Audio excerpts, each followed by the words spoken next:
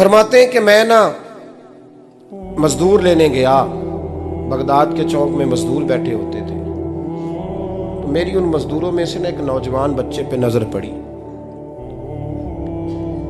बड़ा कमजोर सा वजूद था, लेकिन चेहरे पर इबादत का निशान था। माथा बताता था कि नमाज का बड़ा ख्याल रखता है। मैं उसके करीब गया।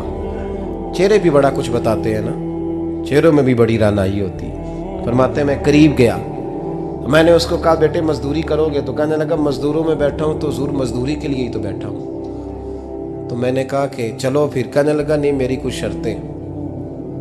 मैंने कहा बताओ। कहने लगा पहली शर्त यह है कि लोग 4 दिनार दिहाड़ी लेते हैं, मैं 3 दिनार लूँगा। मैंने कहा यार बे तो बड़ी बेहतरीन है, बाकी भी इस तरह की रख ले। उसने कहा हुजूर दूसरी शर्त यह है कि मैं आपकी मुकम्मल बात मानूंगा, लेकिन जब अजान हो जाएगी फिर आपकी नहीं सुनूंगा। तीसरी बात उसने ये की कि हुजूर मैं आपके घर में काम करूंगा पर आपके किसी सवाल का जवाब नहीं दूंगा। कहते मैंने कहा यार तू बड़ा अजीब है, शर्तें तो मालिकों की होती हैं। कहने लगा जी बहरहाल मैं शर्तें लगा के जाता हूँ। फरमाते मैं उसे घर ले आया, काम मैंने उसको बताया, तो जो काम मजदूर सारे दिन में करता है ना उसने 2 घंटे में ही कर दिया। हमारे मजदूर सिगरेट पीने में भी तो आधा घंटा लगाते हैं, वो चाय पीने जाएं तो पौना घंटा वहाँ। उनको भी तो दयानतदारी करनी चाहिए कि नहीं करनी चाहिए? ने मुआहदा किया है ना जी, तो पूरा उतरना चाहिए ना। कहते 2 घंटे में। अब काम जब बंदा शुरू कराता है तो काम और निकल आता है। कहते काम मैंने उसको और बता दिया, वो करने लगा। उसने मिट्टी निकाल के रखी थी बाहर रास्ते में, तो अजान हो गई जोर की। उसने वहीं कुदाल छोड़ी कही और चलने लगा। तो मेरा बेटा कहने लगा इसको जरा बराबर कर दो। कहने लगा चुप कर जा, तेरे बाप से बात हुई थी, जब अजान होती है तो मैं किसी और की नहीं सुनता, सिर्फ अल्लाह रसूल की सुनता हूँ। कहते हैं मस्जिद चला गया, नमाज पढ़ के आया तो दोपहर का वक्त था। मेरी बीबी कहने लगी इसको को खाना खा ले। कहते हमने कहा खाना खा लो, तो कहने लगा मैंने रोज़ा रखा हुआ, रमज़ान भी नहीं था, नफली रोज़ा रखा हुआ। फरमाते हैं शाम हुई, मैंने 3 दिनार दिए, तो मैंने कहा तेरा नाम क्या है? कहने लगा मैंने आपसे कहा था मैं किसी सवाल का जवाब नहीं दूंगा। कहते वो चला गया। अगले दिन मैं फिर लेने गया उसे, काम कुछ और निकल आए, तो लोगों ने बताया वो सिर्फ हफ्ते वाले दिन आता है।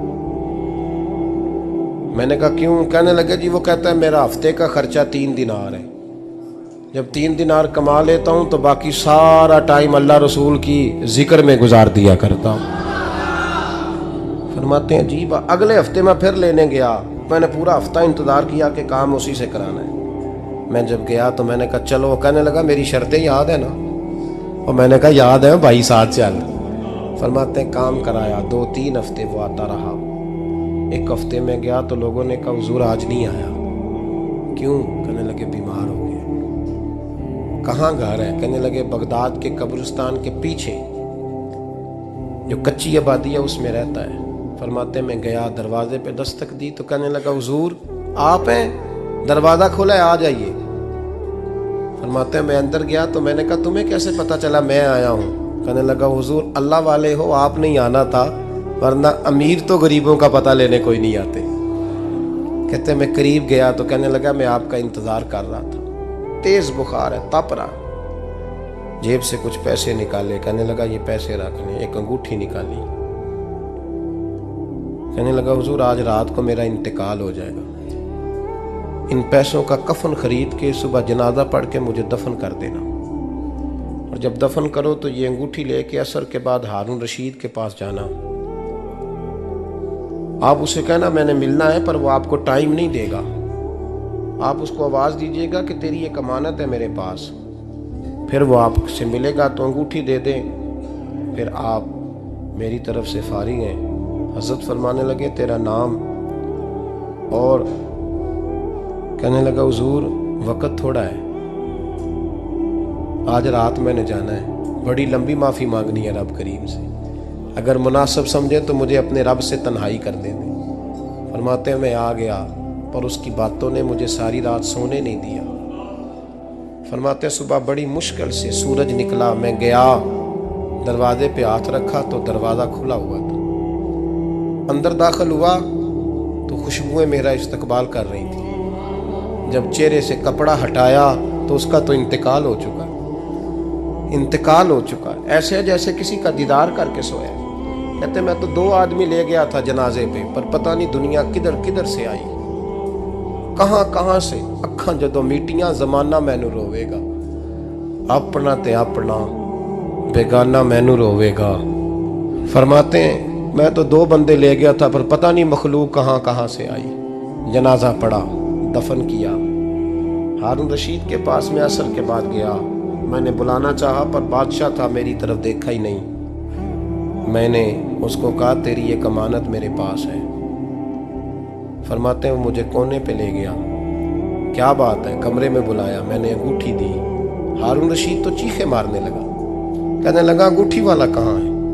मैंने कहा वो तो इंतकाल कर गया। कहने लगा मुझे कब्र पे ले चल। कहते मैं कब्र पे लाया तो वो लेट गया, तड़प के रोने लगा। मैंने कहा मेरा कलेजा फट जाएगा, ना उसने कुछ बताया ना तूने बताया, ये कौन था? तो हारून रशीद कहने लगा ये मेरा बेटा था। मैंने कहा तेरा बेटा और मजदूर?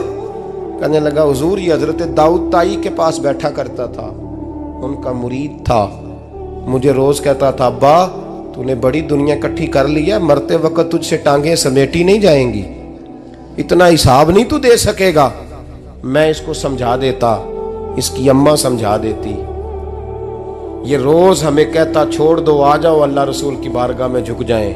हम समझ। एक दिन ये चला गया, कहने लगा फिर तुम्हारा रास्ता और है और मेरा रास्ता और है। ये सोने की अंगूठी गलती से इसके पास रह गई, गलती से हीरे की अंगूठी चली गई। कहने लगा देखो मेरे बेटे ने आज वो भी वापस कर दी है।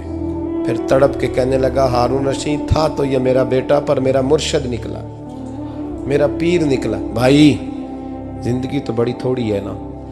बाबा साहब ने कहा था उठ फरीदा सुत्या, और दाढ़ी आ गया ही पूर, अग्गा नेड़े आ गया, पिछा रह गया ही दूर।